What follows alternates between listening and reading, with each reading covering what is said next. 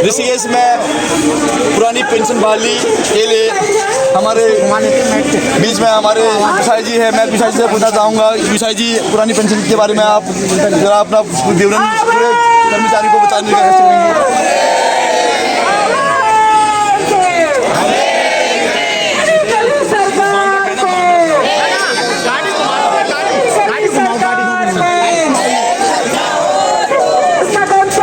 राष्ट्रीय पुरानी पेंशन बहाली संयुक्त मोर्चा पुरानी पेंशन बहाली के लिए 2017 से लगातार जो है इस देश और प्रदेश के अंदर मांग कर रहे हैं।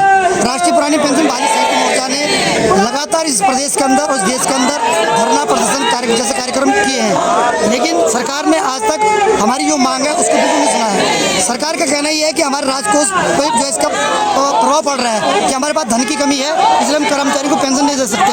मेरा कहना ये है कि आज भारत दुनिया की 5वीं अर्थव्यवस्था बनने जा रहा है और भारत के राजकोष में किसी पैसे की कमी नहीं है। मैं एक बात भारत सरकार से कहना चाहता हूँ कि भारत सरकार जब भारत गुलाम था और अंग्रेज जो इस देश में राज करते थे, उसके बाद भारत 1947 में स्वतंत्र हुआ और 1947 के बाद भारत में जो है राजकीय कर्मचारी ने काम किया, लेकिन कर्मचारी की पेंशन बंद नहीं की और अंग्रेजों ने भी इस देश के कर्मचारियों को पेंशन दी और 1947 से लेकर के और 2005 तक जो है भारत सरकार ने लगातार कर्मचारी को पेंशन दी है।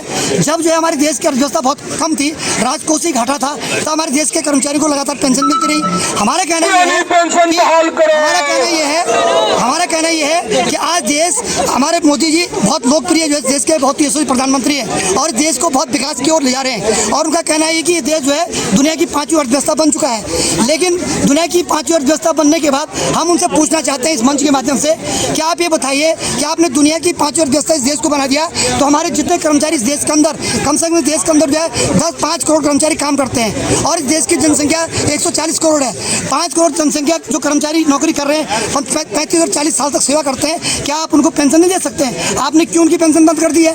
जब मैंने पहले भी कहा कि जब हमारे देश में आर्थिक अर्थव्यवस्था बहुत कमजोर थी, हमारे देश आर्थिक की ओर बढ़ रहा था, विकास की ओर आगे बढ़ रहा था, हमारा देश विकासशील था, आज भारत को विकसित देशों में गिना जा रहा है, तो देश के कर्मचारी की पेंशन क्यों बंद की जा रही है? हमें प्रधानमंत्री जी से मेरा कहना यह है और जिस जो ये ऋषि की नगरी है, इस नगरी योग नगरी से हम संदेश देना चाहते हैं तमाम विभागों के कर्मचारी आज यहाँ पर इस बात के लिए इकट्ठा हो रखे हैं कि हमारी पेंशन को बहाल कर दिया जाए, क्योंकि आपकी इस देश की राजकोषीय घाटा बिल्कुल नहीं है। बहुत बड़ा खर्चा जो आप इस देश के आप जो नेताओं पर कर रहे हैं, तमाम प्रकार के खर्चे आप कर रहे हैं, क्यों नहीं आप उन खर्चों को कम कर देते हैं? और जो कर्मचारी लगातार सेवा करता है, चाहे वो स्वास्थ्य का कर्मचारी हो, चाहे वो सेना का जवान हो, तमाम विभागों के कर्मचारी हो, चाहे वो जल विभाग का कर्मचारी हो, तमाम लोग काम करते हैं और रात दिन मेहनत करते हैं और देश को जो है सबसे बड़ी भूमिका यदि देश के विकास में किसी की है तो देश के कर्मचारियों की है और तब आप उनकी पेंशन बंद कर रहे हैं। तो मेरी आज इस नगरी से मांग है कि मोदी जी इस चुनाव से पहले आप जो है हमारे कर्मचारियों की पेंशन को बाहर कर दें, यही हमारा संदेश है। आपसे मैं ये कहना चाहते हैं। धन्यवाद। गुसाई जी, थोड़ा सा और क्या कहते हैं, आपने बहुत सारी रैलियाँ करी प्रदेश के अंदर, लेकिन आज ऋषिकेश में गंगा मैया के शरण में आए हैं। गंगा मैया के शरण से आप केंद्र सरकार को या राज्य सरकार को क्या संदेश भेजना चाहेंगे?